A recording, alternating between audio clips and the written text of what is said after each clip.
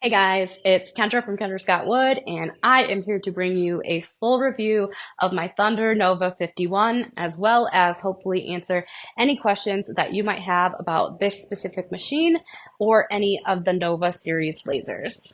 Before I get into this, I just want to mention that I actually kind of struggled when I was trying to decide how I wanted to go about this video. This is my second CO2 laser, so it would be really easy for me to just stand here and list off all of the things that I like about this laser that is an upgrade from my previous laser. But I plan to make a separate video dedicated to comparing the two. I also want to make sure that I am just touching on all of the important questions that people are asking when they are considering purchasing a machine like this. As I prepared for this video, I decided to start by asking my audience on various platforms what they wanted to know about this machine, or maybe even what they wanted to know prior to getting a CO2 laser. So hopefully between what I want to tell you about and what they suggested, I can answer any questions that you might have. And if I miss anything, just let me know in the comments and I will be happy to answer. I will mention Thunder did send me this laser, but I am not making this video to try to sell you on one of their machines. I don't get anything if you purchase a Thunder laser. I just want to make a helpful video that answers any questions that you might have if you are thinking about buying one. I get asked a lot, what is a good beginner laser? And that is a hard question to answer because it's really going to depend on your definition of beginner. So to give you some brief information, if you are completely new to lasers, this is a CO2 laser. It has a tube in the back and the beam comes out the tube and bounces off each mirror and down into the lens to cut or engrave your material. If you are wanting to cut material, say 1/4 of an inch thick, or you plan to cut acrylic, you are going to want a CO2 laser and not a diode. I could go on and on about the differences between the two, but a CO2 laser is going to be faster and more powerful, and a diode laser actually cannot cut transparent acrylic. I know a lot of people will purchase a diode laser as a beginner laser and they don't even realize that it can't cut acrylic, and they end up just wishing that they never even went that route at all. Now, there is a good chance that you are looking at this laser and thinking, that is a huge machine, that is hardly a beginner laser. But all of this information should apply to any of the Thunder Nova series lasers other than the size and wattage. And even the smallest Thunder laser is still a CO2 laser. In my opinion, when you're shopping for a new laser, you should try to get the biggest and highest wattage that you have the space for and can afford. The higher the wattage, the more powerful the machine will be, and the bigger the bed size, the bigger the workspace you have. So you really need to consider what you want to be creating long term.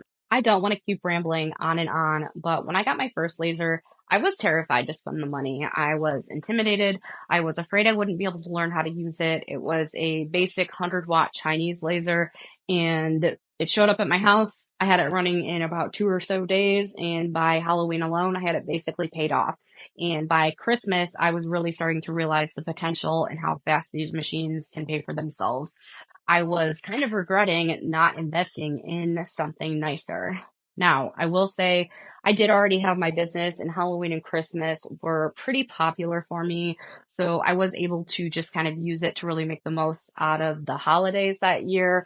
But my point is, if you are willing to put in the work, you can do so much with a machine like this that it is really worth the investment long term, especially rather than getting one of those beginner lasers that people ultimately kind of end up regretting. So again, this is the Thunder Nova 51. The bed size on this one is 35 by 51 inches, and this is the second largest machine that Thunder has. There is one that is even bigger than this one, and you can see how big this machine is and how much space it takes up.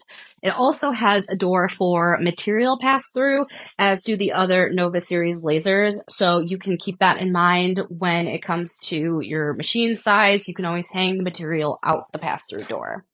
Now, speaking of material, this machine can cut wood, it can cut leather, it can cut acrylic. Obviously, I use it mainly for wood, but it can also engrave all different types of materials. You can engrave coated metal, you can engrave glass. You cannot cut metal, so I think that oftentimes people think that a CO2 can cut metal. That is one thing that you cannot do. As far as material thickness goes, the thickest I have personally cut on this is 1/2 inch. I don't really need to cut anything thicker than that on my laser, so I really haven't tried. I have heard of people cutting up to 3/4 of an inch thick on theirs though. Now that I have given you some basic info on this machine and what it can do, I'll talk a little bit about the setup and getting it running. Now, I have another video on the unboxing and setup, so I don't want to get too in depth on that. I will just link that here, and if you want to go back and watch that, you can. But I will talk about what I think is important when it comes to this machine in comparison to some of the other machines out there on the market. Now, the cool thing about Thunder is they include everything that you need to get it running and use it the day it arrives. With some of the low-cost CO2 lasers out there, you will need to upgrade some things. So the air assist and the fan for ventilation are some things I had to upgrade on my previous machine.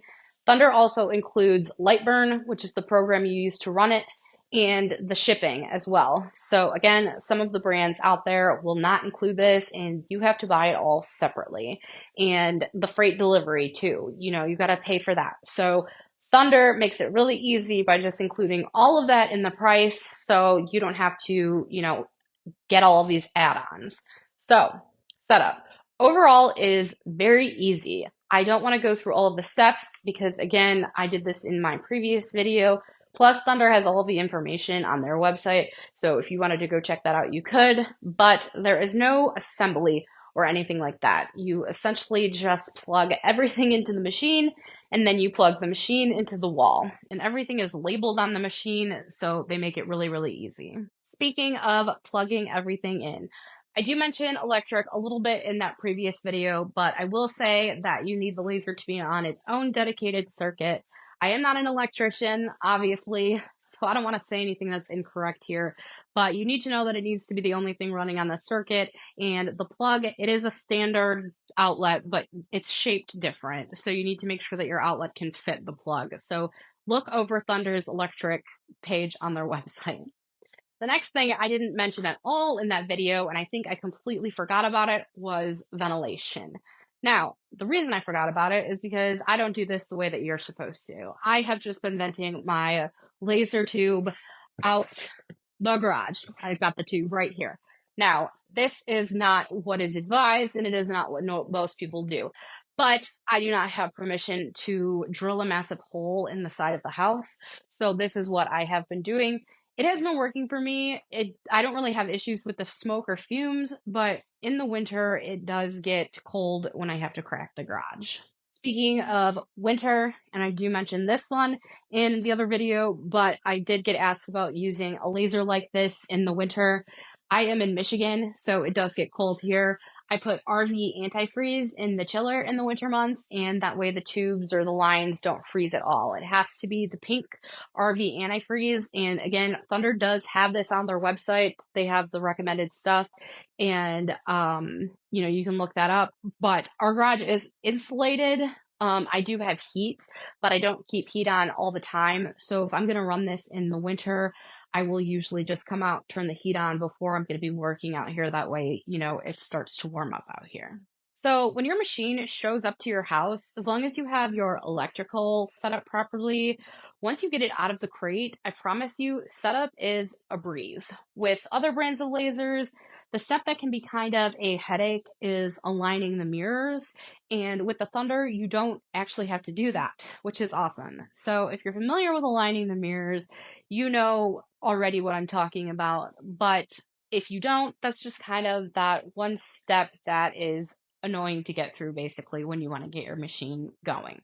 So just to give you a brief rundown in case you are between this laser and another brand, as I had mentioned, it's got that tube in the back and the beam comes out and bounces off each mirror. But if the mirrors are not aligned properly, you are going to notice that in the engraves and cuts. So I will say that when I got my first laser, this was the one thing that really intimidated me, but it wasn't as bad as I thought that it was going to be. I have seen other people have major issues, but it's just something that was really nice to be able to avoid. Now, I will say that at some point I am going to have to check the mirrors and I might possibly have to align them. I haven't noticed anything looking off yet, but I already can tell just by the hardware in this machine that it is going to be so much easier than my previous machine was. Something else I should probably talk about is autofocus. The laser does have autofocus. I never use it. I did try to set it up when I was setting up the machine, but I felt like it was focusing closer to the lens than what I was finding was in focus manually. So I have just been focusing manually ever since. This was probably user error because I have always focused manually, so I just didn't even mess with it for very long. I also kind of find when I talk to other experienced laser users that most of them will say that they focus manually as well. So it's up to you if you want to use it, but it does have autofocus. Just to quickly talk about some things I do not have with this laser. The laser does not include a camera or the rotary for engraving tumblers. Those are optional add-ons as well as an additional lens. Since I don't have any of those things, I'm not familiar enough with them to talk about them, but eventually I would like to add those. So if I do, I will have to update you guys with some videos on those. Just a quick recap before I move on, because I just want to highlight on a couple of these things, and I just feel like that was a ton of information. So the one is Thunder including everything you need to get this laser running. You don't have to upgrade anything. You don't have to pay for things separately. And they even include the cost of the freight delivery and the Lightburn program in the price. So I just really think that is great. They really make it easy. That way, you're just giving everything that you need all at once. And then the other thing is just how easy the setup is. The machine truly is plug and play. It's quick, it's easy. They give you really good instructional videos and you don't have to align the mirrors. So I just want to touch on those highlights, and now we'll move into actually turning this thing on, and I'll show you guys how to run a job. One of the common questions I was getting as I prepared to make this video was on the program and sending a file to the laser and things like that. Now, I don't want to get too much into the Lightburn program because it's actually not even specific to the Thunder laser. It's just the popular laser software that most people use with their lasers. But I do have something to cut out, so I will just run you really quick through how that kind of looks and works. And that way, if you're not familiar with the program, you can kind of see what it looks like.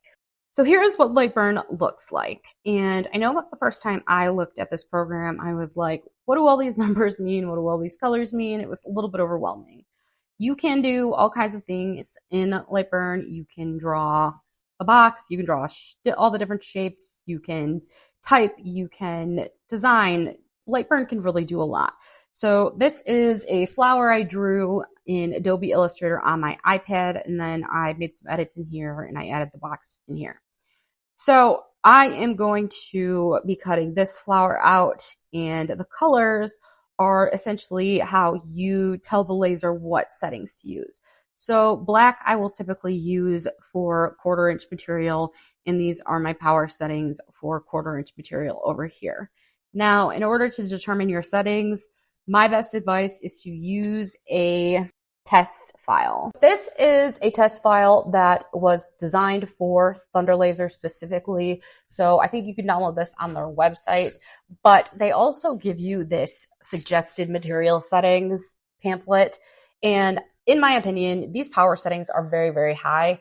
The higher your power settings are, the faster that you are going to burn out the tube in your lasers. So you really kind of want to use the lowest power settings that you can. So this suggests like 90 power, and you saw on my screen there, I'm cutting at like 60 power.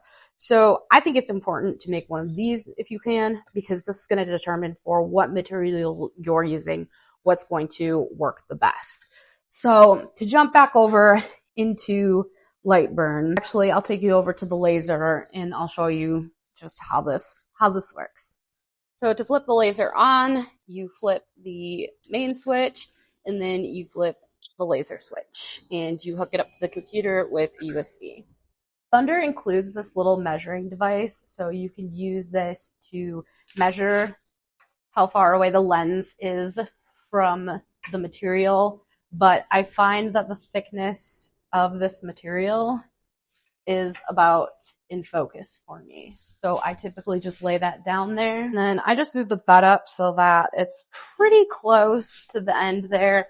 And then you just unscrew this here and drop it down. And then when it's basically touching this, you know that it's in focus. So here's a fresh piece of material. I've got this lined up in the machine right now. So you can tell that it's lined up based on this little red dot here. So I'm hoping that you will be able to see that, but watch that little red dot run right along the top of my material there.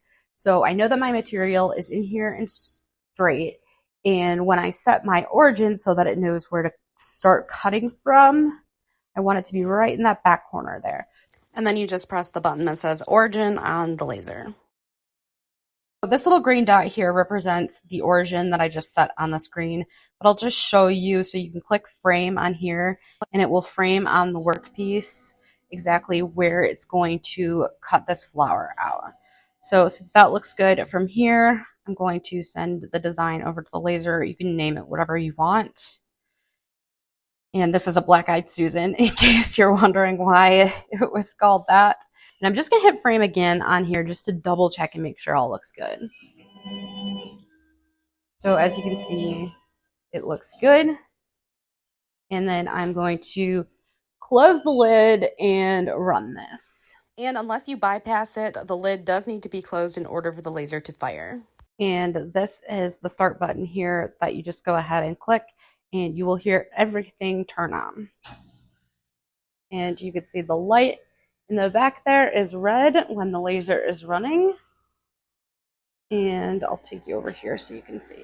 And here you can just see it cutting my flower out for me.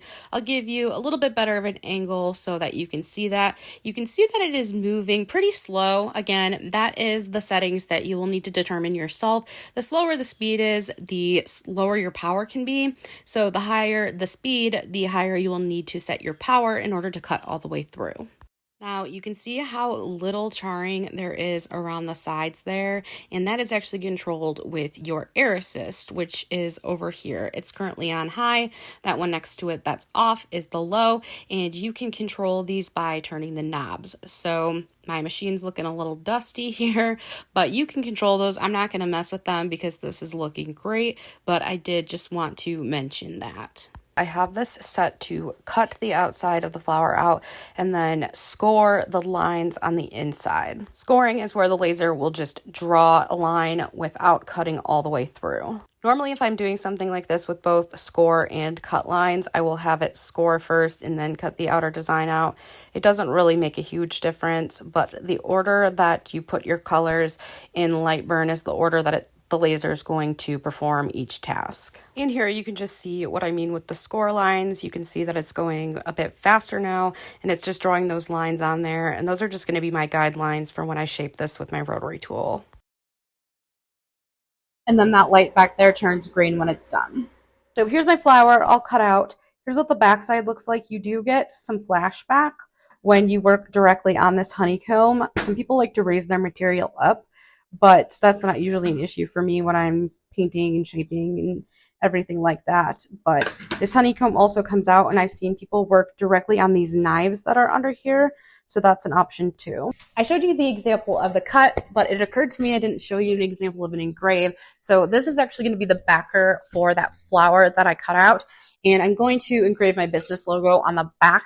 So I will show you guys what the engrave looks like as well. Really quick, because I don't think I mentioned this when I was sharing my screen with you. When you're engraving, you want it to say fill, and if you're cutting or scoring, you want it to say line. So since I'm going to be engraving this, this one is set to fill. Okay, so this isn't actually my business logo. It's more of just a signature on the back of the piece. I think that you should always brand your art pieces, but that's actually not what's important here. What is important is the fact that I was so distracted taking this video that I completely forgot to focus this. Now, luckily, this doesn't look too bad, so I couldn't have been too far off. And again, this is the back side of my piece anyway, but that's just something that you need to be paying attention to, because if it would have been something more important, that's an easy way to, possibly ruin a project. So it actually didn't end up looking too bad, but funny story, when I was filling these knots and sanding those down, I accidentally sanded part of the engrave off. So I sanded the whole thing off and ended up starting over. So this one's in focus and it really doesn't even look that different. So clearly I was not too out of focus, which is pretty cool because I most definitely did not try to focus it. But here's what the new one looks like, all sanded down and everything. I realize that did get a little bit lengthy, and if you are not familiar with lasers at all, it might seem like a ton of information all at once, but it took me less than 8 minutes to run you through both a cut and an engrave. So just think how quickly you can run projects once you are really familiar with all of the steps. Another question I got was how far the bed goes down. You have a lot of area to work with. That wasn't even all the way down. Now I've got it on its way up just to kind of give you an idea. But also you can take the honeycomb and the knives underneath it out as well. So you've got a lot of work area when it comes to the depth of the machine. The last few things I was asked about was customer service and machine maintenance. Now, I have not had to deal with customer service yet, knock on wood, but I know that customer service is a big reason why people choose this brand to begin with. And I know that Thunder prides itself on its quick response time. When it comes to some of the other laser brands out there, a lot of times the customer service reps are going to be in China or on the other side of the world, so you have to wait until somebody becomes available to help. I am in a ton of Facebook groups and I have seen so many good things said about Thunder's customer service, so we will all just have to take everyone else's word for it that they are great, and hopefully it'll still be a while before I get to find out on my own. Now let's talk a little bit about the maintenance. This could be a whole other video in itself, but Thunder does have a maintenance list on their website that tells you what to do and how often to do these things. And each one of them has its own video. So I'm not going to spend a ton of time on this. Maybe eventually down the line, I will do my own video on maintenance, but I will mention that it is very important to keep the lens and the mirrors clean. If you don't clean those regularly, you will end up needing to replace them a lot faster. I clean the lens, for example, pretty much after every job. It's easy to take out and it's easy to clean, and Thunder even includes the cleaner and some little swabs to clean with. There is also the honeycomb. Once that starts to get really full of gunk, you are going to want to clean that too, as well as the knives underneath it. Those all come out and can be cleaned off. I haven't done any, super deep cleaning on this machine, and eventually I will need to, but there's a handful of other things you're going to want to make sure that you are doing to maintain it. But you would want to be doing this with any laser because, like anything, the better you take care of and maintain it, the longer it is going to last. Now that I have covered everything that was suggested or requested, I want to talk about some of the things that I love about this machine. One of those things is that this machine is on right now and you cannot hear it making noise. The air and the fan do not turn on until I hit start on the machine, and that is one of the awesome things about this laser that sets it apart from some of the other ones out there. If I had had my previous machine all turned on and I was trying to record this video, the noise would be overpowering and you wouldn't even be able to focus on me talking because it would be so loud. I love that I just have to flip those two switches that I showed you and nothing clicks on until I hit that start button. So I can just leave this on here while I'm, doing a couple of other things, come back to it and such, and it's not constantly making noise. Now I want to show you something else that I love about this machine, but I will say I don't know for sure if this is the same on the smaller Nova series lasers or not, but obviously I know for sure it's like this with this one, and that is these are drawers. So this is where things fall when they won't fit on the honeycomb. As you can see my collection down here. And I love that these pull out because if you are searching for a piece, that makes things way easier.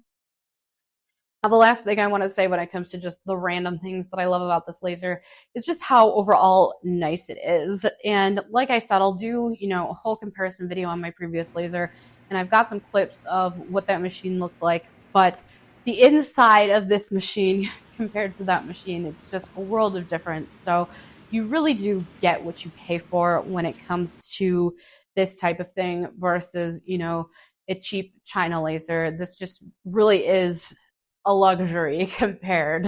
All right, I think I covered everything that was suggested and requested. I know it was a lot of information all at once, especially if you have never used a CO2 laser before, but I hope that this was helpful and I hope it helps make your decision making easier and not just more overwhelming. If you have any questions at all, drop a comment below and I will try to help you out as best as I can.